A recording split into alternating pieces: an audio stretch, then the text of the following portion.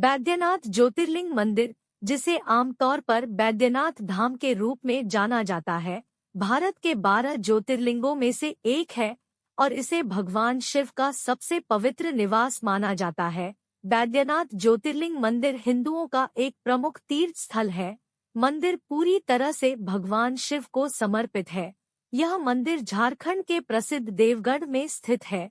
देवघर का अर्थ है देवताओं का घर। देवघर को पवित्र तीर्थ होने के कारण बैद्यनाथ धाम भी कहा जाता है। कहा जाता है कि यहाँ आने वालों की सभी मनोकामनाएं पूरी होती है। इसी वजह से इस ज्योतिर्लिंग को कामना लिंग भी कहा जाता है। वैद्यनाथ मंदिर में स्थित ज्योतिर्लिंग भगवान शिव के 12 ज्योतिर्लिंग से है और वैद्यनाथ को 9वें ज्योतिर्लिंग के रूप में माना जाता है। बाबा बैद्यनाथ का मुख्य मंदिर है, जहाँ ज्योतिर्लिंग स्थापित है और 21 अन्य मंदिर है। ज्योतिर्लिंग भगवान शिव के पवित्र मंदिर है। ऐसा माना जाता है कि भगवान शिव स्वयं इन स्थानों पर गए थे और इसलिए भक्तों के दिलों में उनका एक विशेष स्थान है। 12 ज्योतिर्लिंग भारत में है। ज्योतिर्लिंग का अर्थ है स्तंभ या प्रकाश का स्तंभ। स्तंभ प्रतीक दर्शाता है कि इसकी कोई शुरुआत या अंत नहीं है। जब भगवान ब्रह्मा और भगवान विष्णु के बीच इस बात पर बहस हुई कि सर्वोच्च देवता कौन है, तो भगवान शिव प्रकाश के स्तंभ के रूप में प्रकट हुए और प्रत्येक से अंत खोजने के लिए कहा। दोनों भगवान पता नहीं कर सके। ऐसा माना जाता है कि जिन स्थानों पर प्रकाश के ये स्तंभ गिरे थे, वहां ज्योतिर्लिंग स्थित है। बैद्यनाथ मंदिर में भगवान शिव के साथ साथ मां पार्वती की भी पूजा की जाती है। इसलिए यह अद्वितीय है कि इसमें एक शक्ति पीठ के साथ एक शिवलिंग भी है। बाबा बैद्यनाथ धाम मंदिर में हर साल श्रावण मेले के दौरान लाखों भक्त आते हैं। यह विशेष रूप से शानदार है क्योंकि वे 108 किलोमीटर दूर स्थित सुल्तानगंज में गंगा नदी से पानी लेकर मंदिर जाते हैं। वे अपने कांवर में गंगाजल रखते हैं और बैद्यनाथ धाम और बसुकनाथ की ओर बढ़ते हैं। पवित्र जल लेते समय इस बात का ध्यान रखा जाता है कि जिस पात्र में जल हो वह भूमि पर कहीं स्पर्श न करे। भक्तों की लाइन बिना किसी रुकावट के पूरे 108 किलोमीटर तक खिंच जाती है। बैद्यनाथ धाम मंदिर का महत्व। देवघर में मां सती का हृदय गिरा था और यह हृदय पीठ एवं जयदुर्गा शक्तिपीठ के नाम से जाना जाता है। बैद्यनाथ नाम के भैरव को भगवान शिव ने मां के हृदय की रक्षा के लिए स्थापित किया था और इसी वजह से भगवान ब्रह्मा और विष्णु ने यहाँ के भैरव के नाम पर शिवलिंग का नाम रख दिया। यह एकमात्र ज्योतिर्लिंग है जहाँ महाशिवरात्रि के दिन भगवान शिव को सिंदूर दान होता है, क्योंकि यहाँ शिव और शक्ति एक साथ विराजमान है। बाबा बैद्यनाथ धाम मंदिर की पौराणिक कथा।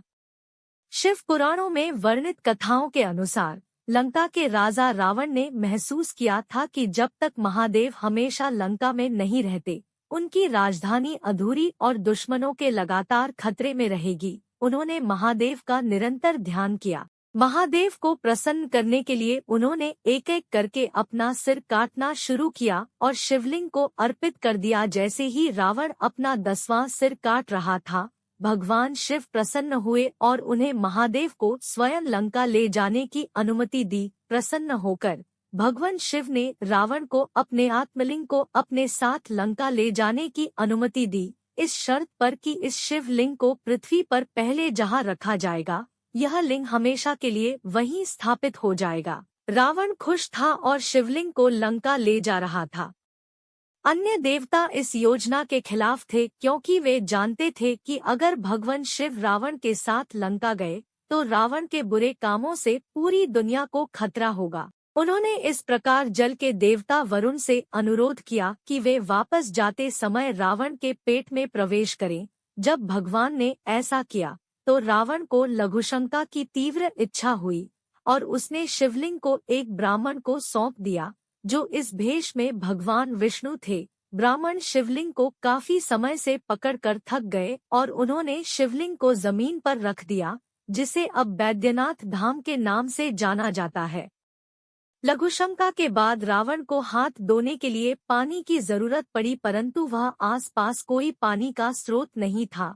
इसलिए उन्होंने जमीन से पानी निकलने के लिए अपने अंगूठे से जमीन को दबाया। बाद में ये स्थान एक तालाब का रूप धारण कर लिया और इससे शिवगंगा तालाब कहा जाता है।